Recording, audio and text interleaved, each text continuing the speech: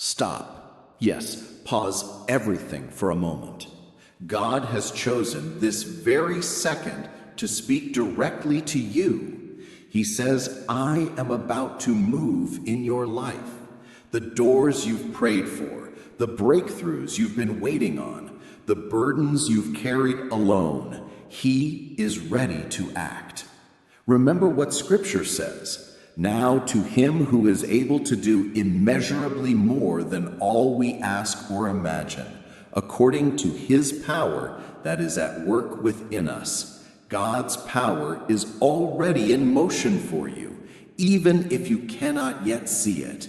Stop doubting, stop fearing, stop questioning His timing. What feels delayed is actually His perfect preparation. He is saying, I see your struggle. I hear your prayers. I know your heart, and I am about to turn everything around for your good. Get ready for blessings, miracles, and breakthroughs you never expected. God is moving, and your life will never be the same. Stand firm, believe, receive it. He is here, and He is about to move in your life.